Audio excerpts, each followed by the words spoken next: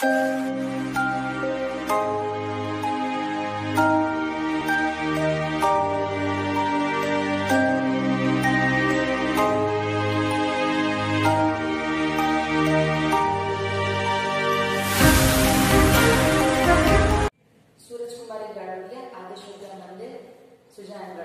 Classes में आज हम पढ़ेंगे क्लास 11th का फर्स्ट लेसन पढ़ रहे थे अपन स्वतंत्रता की पूर्व संध्या पर। इस टॉपिक के अंतर्गत अपन ने दो चीजें पढ़ी थी। एक अपन ने पढ़ा था कि स्वतंत्रता से पूर्व हमारी कृषि कैसी थी और स्वतंत्रता से पूर्व हमारे उद्योग कैसे थे। आज हमारा तीसरा वीडियो है स्वतंत्रता के समय हमारा जो विदेशी व्यापार था वो कैसा था। विदेशी व्यापार से पहले तो हम देखेंगे कि विदेशी व्यापार कहते किसे हैं। वह व्यापार जो दो देशों के मध्य में किया जाता है उसके हम क्या कहते हैं, विदेशी व्यापार। हमने थोड़ा सा इंट्रोडक्शन इसका पहले पढ़ चुके हैं कि विदेशी व्यापार के अंतर्गत हम कौन कौन सी वस्तुएं थी हम निर्यात करते थे और कौन कौन सी वस्तुएं हम क्या करते थे, आयात करते थे। अंग्रेजों का मुख्य उद्देश्य क्या था, भारत को क्या बनाना, अपने आधिपत्य में लेना था। भारत के ऊपर जो अपना था आधिपत्य स्थापित करके भारत का जितना भी कच्चा माल है उसको अपने देश इंग्लैंड में लेके जाना और वहां से बना बनाया जो माल होता है वो विदेशों से हमारे देश में लाया जाता था। ये अंग्रेजों का मुख्य क्या था, उद्देश्य था। इसके अंतर्गत हमने पढ़ा था जूट, कपास, चाय, चीनी, सूती वस्त्र, कॉटन, ये सारी चीजें क्या करते थे, कच्चे माल के रूप में हमारे देश से इंग्लैंड लेके जाते थे। वहां से बनाया जाता था, कम लागत पर बनता था। क्यों? क्योंकि वहां पर मशीनें थी। मशीनों से कोई भी वस्तु क्या होती है, कम लागत पर बनती है और सुंदर बनती है। तो जब उस सामान को हमारे देश में लेके आते थे और हमारे देश में उन वस्तुओं का निर्माण नहीं होता था तो भारतीय लोग क्या करते थे, उनको खरीदते थे। और यदि भारत में कुछ वस्तुओं का निर्माण होता भी था तो उसकी जो लागत आती थी वो बहुत अधिक आती थी। अधिक लागत वो न देकर वो कम लागत पर दिखने में सुंदर जो वस्तु होती थी उसको वो क्या करते थे, खरीदते थे। इसका परिणाम यह हुआ कि जो हमारा विदेशी व्यापार था वो ठप होने लगा। विदेशी व्यापार तो बढ़ने लगा लेकिन जो हमारा आंतरिक व्यापार था वो क्या होने लगा, ठप होने लगा। हमारे देश में किसी भी वस्तु का उत्पादन नहीं होता था और इंग्लैंड में सभी वस्तुओं का उत्पादन होता था। अंग्रेज चाहते भी नहीं थे कि भारत में किसी भी वस्तु का क्या बने, कोई भी वस्तु का निर्माण। वो सभी वस्तुओं का निर्माण अपने देश में करना चाहते थे और वहां से वस्तुओं को बनाकर हमारे देश भारत में आके क्या करते थे, बेचना चाहते थे। इससे हमारा व्यापार क्या हो गया, प्रतिकूल हो गया। प्रतिकूल मतलब हमारे क्या होने लगे, आयात तो बहुत अधिक बढ़ने लगे और निर्यात कम होने लगे। उस समय हमारे देश की स्थिति यही हुई। लेकिन फिर स्वतंत्रता के समय क्या होने लगा, हमारे देश के कुछ उत्पादक क्षेत्र, जूट थी, चाय थी, ये जो बागान थे वो कहाँ चले गए, पाकिस्तान में भी। उस समय में हमारे देश के विदेशी व्यापार पर क्या पड़ा, प्रतिकूल प्रभाव पड़ा। लेकिन अगर वर्तमान की हम देखें विदेशी व्यापार की, आज हम 7,500 वस्तुओं का करते हैं, निर्यात करते हैं। आज हमारे देश से निर्यात की क्या हो रही है, अधिकता हो रही है। मेक इन इंडिया के अंतर्गत भी हम क्या कह रहे हैं, हमारे देश में वस्तुओं का निर्माण करने की कोशिश कर रहे हैं। हम वापस उसी टॉपिक पे आते हैं कि उस समय क्या था, हमारा विदेशी व्यापार प्रतिकूल था। संपत्ति का निष्कासन, संपत्ति का निष्कासन का मतलब होता है कि जो हमारे देश का जो कच्चा माल था, हमारे देश की जो संपत्ति थी वो क्या हो जाती थी, वहां पर लेके जाते थे अंग्रेजों के पास इंग्लैंड में और वहां से बनाकर उसको क्या करते, भारत के बाजारों में क्या करते थे, बेचते थे। एक तो हमारा कच्चा माल जाता था, दूसरा हमारा जो वस्तु होती थी वो चली जाती थी। तो भारत की जो संपत्ति थी वो कहाँ चली गई, विदेशों में चली गई। कहने का आशय है हम निर्मित माल, सूती वस्त्र उद्योग, मशीनें, जितनी भी चीजें हैं वो निर्मित माल हम क्या करते थे, लेकर आते थे और कच्चा माल उनको देते थे।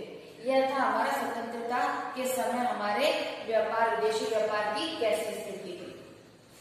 उसके बाद में आता है नेक्स्ट बिंदु, जनांगीकी संक्रमण। जनांगीकी संक्रमण का मतलब होता है कि उस समय हमारी जनसंख्या कैसी थी, शिक्षा का स्तर कैसा था, उस समय हमारी मृत्यु दर क्या थी, जन्म दर क्या थी, उस समय के आंकड़े आते हैं। उन सभी स्थितियों को हम क्या बोलते हैं, जनांगीकी संक्रमण। सन 1945 में जनांगीकी विद फ्रैंक नोटेस्टिन ने निम्न बातों के बारे में बताया। फ्रैंक नोटेस्टिन ने कहा कि किन किन वहाँ की जनसंख्या कितनी है, शिक्षा का स्तर कितना है, साक्षरता कितनी है, हमारी जीवन प्रत्याशा क्या है, इन सब बिंदुओं के बारे में 1945 में इन्होंने हमें बताया कि उस समय हमारे भारत की स्थिति किस प्रकार थी। तो उस समय हम देखते हैं, आपको पता होगा हमारी प्रथम जनगणना कब हुई थी? 1881 में हुई थी। कब हुई थी हमारी प्रथम जनगणना? 1881 में थी। 10 वर्ष के उपरांत प्रति वर्ष क्या होती है? जनगणना की जाती है। 1901 में हमारी जनसंख्या थी 23.8 करोड़। यह बढ़कर 1911 में बढ़कर 25 कितने हो गई?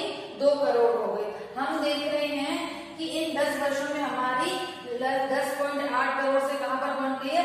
25.2 करोड़ पे। 1921 जिसको सोपान वर्ष भी कहा जाता है, इसके अंतर क्या होती है? जनसंख्या की जो दर थी कम, थोड़ी जनसंख्या कम हुई थी। सिर्फ एक ये वर्ष ऐसा आता है जिसको हम सोपान वर्ष कहते हैं, 1921। इसमें हमारी जनसंख्या क्या हुई थी? थोड़ी कम हुई थी। लेकिन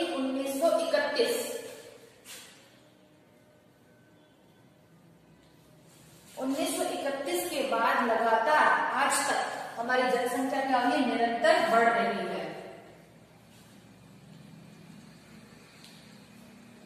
क्या हो रही है? निरंतर हमारी जनसंख्या क्या हो रही है? बढ़ रही है। इतने वर्षों में केवल यह एक वर्ष 1921 एक ऐसा वर्ष था जिसमें जनसंख्या कुछ कम हुई थी। उसके बाद निरंतर हमारी जनसंख्या में क्या हो रही है? वृद्धि हो रही है। 1901 में 23.8 थी, 1911 में ये 25.8 करोड़ हो गई और 1921 के बाद 31 के बाद हमारी जनसंख्या लगातार बढ़ रही है। साक्षरता मतलब पढ़े लिखों की संख्या, जिसको अक्षर ज्ञान होता है। स्वतंत्रता के समय हमारे यहाँ पर साक्षरता का क्या प्रतिशत था? यानी हमारे देश में पढ़े लिखे लोगों की कितनी संख्या थी? तो पढ़े हुए लोगों की संख्या कितनी मानी जाती है? 16%। कितनी मानी जाती है हमारे देश में?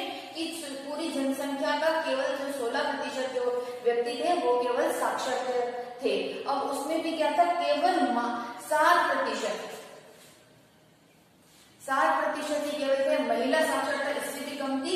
16% टोटल थी और 16% के अंतर्गत जो महिला साक्षरता थी, जो स्त्रियों को शिक्षा दी जाती थी, वो केवल 7% ही थी। यानी कि हम देखे जाए तो जो महिलाओं को जो पढ़ाने लिखाने की उस समय स्थिति थी बिल्कुल नहीं के बराबर थी। उसके बाद में जो हमारी शिशु मृत्यु दर थी वो 218 प्रति 1000 थी। यानी कि शिशुओं के जो मरने की थी वो क्या थी? बहुत अधिक थे। कि उस समय ना तो टीके की सुविधा थी, ना बच्चों को सुरक्षित रखने के और कोई दवाइयां थी, ना कोई उपाय थे। तो जो हमारा शिशु मृत्यु दर था वो बहुत अधिक था। फिर है जीवन प्रत्याशा हमारी क्या थी? 32 वर्ष। जनांगी के अंतर्गत हम 4 या 5 पॉइंट हमने इसके अंतर्गत आते हैं। जो प्रोफेसर फ्रैंक नोटेस्टिन ने बताया था कि 1901 में हमारी जनसंख्या कितनी थी, उसके बाद 1911 में जनसंख्या कितनी हुई थी, 1921 जिसको हम सोपान वर्ष कहते हैं उसके में थोड़ी जनसंख्या कम हुई थी और 1931 के बाद लगातार हमारी जनसंख्या बढ़ रही है। दूसरा बिंदु हमारा था साक्षरता। साक्षरता के अंतर्गत कि हमारे देश में 16% जनसंख्या पढ़ी लिखी थी, उसमें महिला साक्षरता क्या था? 7% था। शिशु जन्म दर थी 218 प्रति 1000 थी। 1000 व्यक्तियों के पीछे जो संख्या बताई जाती है वो 218 प्रति 1000 हमारी क्या थी? शिशु मृत्यु दर को बताता है। जीवन प्रत्याशा वर्ष हमारी क्या थी? 32 वर्ष की। ये क्षेत्र के अंतर्गत ये 4 बिंदु की विशेषताएं इसी बातों को बताते हैं। अब 2 बिंदु और पढ़ेंगे। एक हमारा है अंग्रेजों के आने से पूर्व।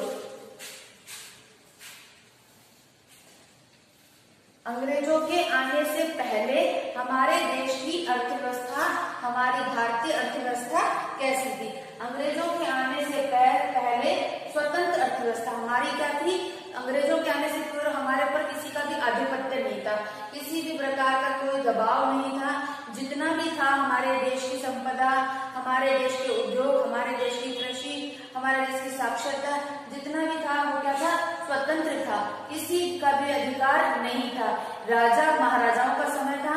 उस समय राजा महाराजा अपने क्षेत्र के अकॉर्डिंग नीतियों को निर्धारित करते थे और उन लोगों की स्थिति के अनुसार ही रखते थे। तो उस समय हमारी अर्थव्यवस्था क्या थी? स्वतंत्र अर्थव्यवस्था थी। ये हम क्या पढ़ रहे हैं? स्वतंत्रता से पूर्व भारतीय अर्थव्यवस्था की विशेषता कैसी थी? यानी स्वतंत्र थी, किसी भी प्रकार का कोई दबाव नहीं था, किसी भी प्रकार का कोई उनके ऊपर कार्य क्षेत्र निर्धारित नहीं था, न ही किसी के द्वारा लगान वसूल करना, न अत्याचार करना, जो अंग्रेजों के समय हम नीति हम जो पहले पढ़ चुके हैं, इस प्रकार की किसी भी कोई भी प्रकार की नीति नहीं थी। पूर्ण रूप से हमारी जनसंख्या किसके ऊपर आधारित थी? कृषि के ऊपर आधारित थी। दूसरा पॉइंट हम पढ़ रहे हैं कृषि पर। भारतीय में जितने भी व्यक्ति थे 85%, ये माना जाता है 85% या 80% जनसंख्या वो क्या थी? कृषि के ऊपर आधारित थी। लोगों के पास में और कोई भी कार्य नहीं होता था, वह क्या कार्य करते थे? केवल कृषि। कृषि में जो जिस क्षेत्र की विशेषता थी, कहीं पर चावल, कहीं गेहूं, कहीं बाजरा, कहीं ज्वार, जिस प्रकार की, कहीं कपास, जहाँ जैसी प्राकृतिक स्थिति होती थी उस प्रकार का उन वस्तुओं का उत्पादन होता था और वहां उनका क्या होता था? विक्रय किया जाता था। यानी कि पूरी की पूरी हमारी अर्थव्यवस्था किसके ऊपर थी? कृषि के ऊपर आधारित थी। सभी लोग कृषि का कार्य मुख्य रूप से करते थे। इसीलिए कहा जाता है भारत एक कृषि प्रधान राष्ट्र है। भारत कैसा राष्ट्र था? कृषि प्रधान राष्ट्र। उद्योग, अब उस समय हमारे उद्योग क्या थे? नहीं के बराबर थे। केवल कच्चा माल जो होता था, कुछ कच्चा माल ऐसा था जैसे सूती कपास होगा ना, उस कपास पे घर पे बैठ के लोग चरखा वगैरह काटते थे, धागा बनाते थे और बहुत कम मात्रा में जो आवश्यक कपड़े होते थे केवल उन वस्तुओं का ही उत्पादन करते थे। या थोड़े बहुत जो हमारे जीवन की आवश्यक वस्तु होती थी उन्हीं का केवल निर्माण किया जाता था। यानी उद्योग थे तो सही, लेकिन केवल शिल्पकार, हाथ से बनी हुई वस्तुएं बनाना और जो घर में ही हो सकते हैं कार्य बिना मशीनों की सहायता से, स्वतंत्रता से पूर्व हमारे उद्योग की स्थिति ये थी। फिर विदेशी व्यापार, स्वतंत्रता के समय हमारे विदेशी व्यापार क्या था? अनुकूलता। विदेशी व्यापार में बहुत कम वस्तुएं होती थी जो हम विदेशों को क्या करते थे? निर्यात करते थे, क्योंकि क्या था? कुछ भी आयाम नहीं था, बेचने की सुविधा नहीं थी, न लोगों को जानकारी थी, तो विदेशी व्यापार भी क्या था? नहीं के बराबर ही था। अब हम पढ़ रहे हैं स्वतंत्रता के समय। हमारा देश 15 अगस्त 1947 को स्वतंत्र हुआ। स्वतंत्रता के समय हमारे देश की स्थिति क्या रही? हम देखते हैं कि पहली इसकी विशेषता है जनांकी की विशेषता। हमने अभी भी 4 बिंदु पढ़े थे, उसमें पहला बिंदु हमने पढ़ा था क्या कि हमारी जनसंख्या कितनी है, मृत्यु दर कितनी है, जन्म दर कितनी है, साक्षरता कितनी होती है, जीवन प्रत्याशा कितनी है। ये हमारे सारे बिंदु किसके अंतर्गत आते हैं? जनसांख्यिकी विशेषता के अंतर्गत आते हैं कि स्वतंत्रता के समय हमारी जनसांख्यिकी विशेषताएं क्या थी? जनसंख्या बहुत अधिक। जैसे हमारी स्वतंत्रता हुई तो हमने देखा कि 15 अगस्त 1947 को अभी अपन ने देखा कि 1931 के बाद में हमारी जनसंख्या में निरंतर क्या हो रही थी? वृद्धि हो रही थी। जनसंख्या की गति तीव्र गति से बढ़ रही थी। तो जब 15 अगस्त 1947 को जब हमारा देश आजाद हुआ था, स्वतंत्र हुआ था, उस समय हमारी जनसंख्या क्या थी? बहुत अधिक थी। यानी कि हमारे जो आर्थिक जो स्थिति थी वो जनसंख्या दृष्टि से काफी पिछड़ी हुई थी। लोगों के पास में क्या था? साधन नहीं थे, आय कमाने के साधन कम हुए, क्योंकि जितने साधन थे उससे अधिक जनसंख्या बढ़ रही थी। उस स्थिति से लेके अगर आज वर्तमान में हम इसकी चर्चा करें तो हम देख रहे हैं कि जनसंख्या वृद्धि हमारे यहाँ पे क्या हो रही है? निरंतर बढ़ रही है। फिर कम साक्षरता, लोग थे, जनसंख्या तो बहुत अधिक थी, जनसंख्या तीव्र गति से बढ़ रही थी, लेकिन हमारे यहाँ पर साक्षरता बहुत कम थी। विश्वविद्यालय, विद्यालय, स्कूल ये क्या थे? कम थे। लोगों का पढ़ने के प्रति रुझान बहुत कम था। लोग केवल कृषि कार्य करते थे। कृषि कार्य के अतिरिक्त उनको पढ़ने लिखने से क्या था? बिल्कुल भी मतलब नहीं था। उन्हें इन कार्यों के अंतर्गत कोई भी रुझान नहीं था, न उन्हें कोई सहायता करने वाला था, न हमारे यहाँ पे शिक्षा स्कूल के लिए बहुत अधिक विशेष थी, न कुछ कॉलेज थे, जो कुछ भी था। इसलिए हमारे यहाँ पे प्रभावशाली तत्व नहीं थे, लोगों को जागरूक करने वाले नहीं थे कि शिक्षा का महत्व बताया जाए कि शिक्षित व्यक्ति और अशिक्षित व्यक्ति में क्या फर्क होता है। था, लेकिन बहुत कम मात्रा में था और लोगों का पढ़ने के प्रति इतना रुझान भी नहीं था, इतना उनको शौक भी नहीं रखते थे। तो हमारे यहाँ पे उस समय स्वतंत्रता के समय क्या था? कम लोग पढ़े लिखे थे, साक्षरता बहुत कम थी और उसमें भी महिला साक्षरता बिल्कुल नहीं के बराबर थी। और उसमें भी था कि कुछ प्रदेश जो होते हैं उनमें थी। जैसे आज भी हम देखते हैं केरल में हमारा क्या है, साक्षरता अधिक है, लेकिन अगर राजस्थान का देखें तो क्या है, कम है। तो हर स्टेट के अकॉर्डिंग क्या होती है, साक्षरता का जो होता है आंकड़ा निर्धारित किया जाता है। फिर जीवन प्रत्याशा हमारी क्या थी, 32 थी, उससे बढ़कर हमारी क्या हो गई, वर्तमान में हमारी क्या बताई जाती है, 65 वर्ष बताई जाती है। तो जीवन प्रत्याशा भी हमारी क्या हो गई, निरंतर कम हो गई थी। अब दूसरा हमारा होता है व्यवसायिक संरचना। व्यवसायिक संरचना के अंतर्गत उद्योग आते हैं। उद्योग बोलते हैं या विनिर्माण क्षेत्र है। जब कृषि से कच्चा माल प्राप्त होता है, कच्चे माल को पक्के माल में परिवर्तन कहाँ किया जाता है, उद्योगों के अंतर्गत किया जाता है। स्वतंत्रता के समय हमारे यहाँ पर जो उद्योग थे वो केवल कितने थे, 10%। स्वतंत्रता के समय हमारे पास उद्योग कितने थे, केवल कितने थे, 10% ही थे। 10% से ज्यादा हमारे पास में क्या थे, उद्योग नहीं थे। लोग स्वतंत्रता के समय उनके पास में क्या था, मशीनें नहीं थी, न तो उनके पास में धन था, न मशीनें थी, न कोई अच्छी जगह थी, न वातावरण था, न ही उनको उद्योग करने की या उद्योग या मशीन स्थापित करने की कोई कला थी, न उनको ज्ञान था।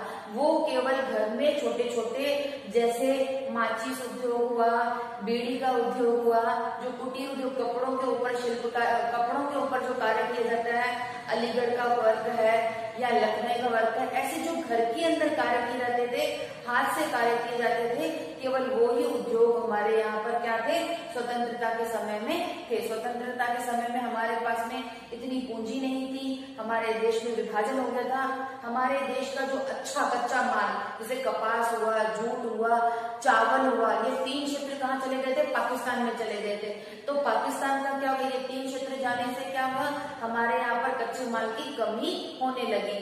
और कमी होने के एक तो कच्चा माल ही नहीं होगा, उद्योग ही नहीं होंगे, मशीनें नहीं होंगी, तो कहाँ से उत्पादन होगा।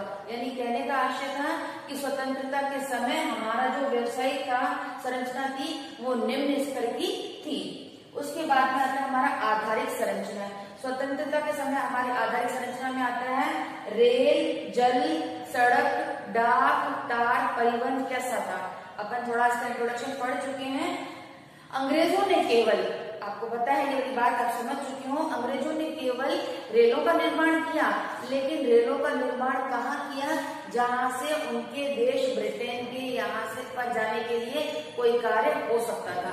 तो रेल लाइन बिछी वो, लेकिन कहाँ से बिछी, जहां से उनका कच्चा माल उनके स्टेशनों पे जाए और वहां से इंग्लैंड पे पहुंचाया जाए। यानी संपूर्ण भारत में रेलों का विकास नहीं हुआ था, भारत के कुछ क्षेत्रों में ही रेलों का निर्माण किया गया था।